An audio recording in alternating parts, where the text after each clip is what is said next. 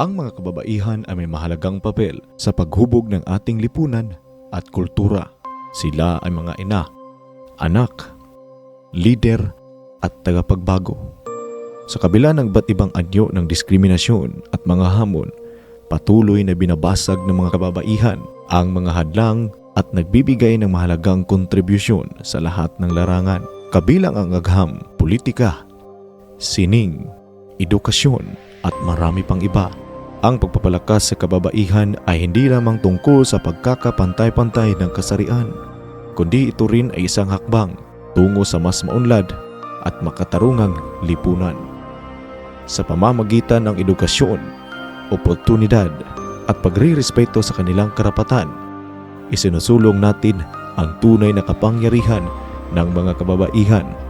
Ang kanilang tapang at determinasyon ay inspirasyon sa lahat na ang bawat babae ay may angking lakas at talino na kayang makapagbabago ng mundo.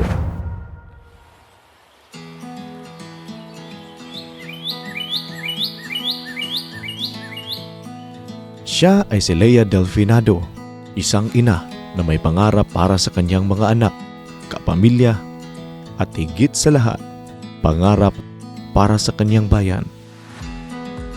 Si Lea ay may asawa na dating alkalde na si Napoleon Montenola Delfinado. Meron silang 4 na anak na lalaki. Si Leo Nico na isang abalang kusina o chef, Leo Marco at Leo Rico na mga seafarers, at si Leo Carlo na isang engineer. Si Lea ay isang Career Executive Service Officer 3 na may master's degree sa Public Administration. Nagsimula ang paglalakbay ni Lea sa kausayan nang siya ay magtapos sa West Negros College sa kursong Civil Engineering. Mula sa pagiging inspirasyon sa mga Filipina women engineers hanggang sa pagiging outstanding alumna ng West Negros College, ang mga parangal na ito ay nagpapatunay sa kanyang dedikasyon at kahusayan. Ang paglalakbay ng pamumuno ni Lea ay nagsimula ng maaga. Naglingkod bilang kabataang barangay chairman at vice president ng Bago City KB Federation. Pinamunuan niya ang Philippine Institute of Civil Engineers ng may kahusayan. Pinalago ang komunidad ng kahusayan at progreso. Ang career ni Lea sa public service ay isang patunay ng kanyang dedikasyon sa mga tao. Mula sa pagiging Regional Director ng Region 6 hanggang sa pagiging Assistant Secretary ng Department of Human Settlements and Urban Development. Siya ay isang huwaran ng integridad at kahusayan. Ang kanyang mga gawa ay nag-iwan ng malalim na marka sa komunidad na nagsisiguro ng isang maunlad at progresibong infrastruktura para sa lahat.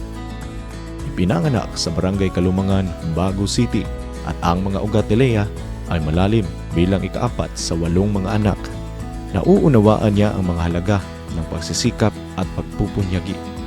Bilang valedictorian at consistent top student, ang mga academic achievements ni Lea ay simula pa lamang ng kanyang paglalakbay upang maglingkod sa kanyang komunidad. Si Lea Delfinado, isang magaling na ina, masipag na lider at tunay na bagunhon. Lumaki siya na may pangarap na maglingkod sa kanyang komunidad sa pamamagitan ng kanyang propesyon. Sa bawat proyekto ng kanyang ginagawa, nakikita niya ang malaking epekto. Kinaharap niya ang mga hamon at diskriminasyon. Ngunit sa kanyang lakas at determinasyon, pinatunayan niyang ang bawat babae ay may angking kakayahan na makapagbabago ng mundo. Ang kanyang kwento ay patunay na ang tunay na kapangyarihan ay nasa puso ng bawat kababaihan, at sa kanilang sama-samang pagkilos, posible ang isang mas makatarungan at maunlad na kinabukasan para sa lahat.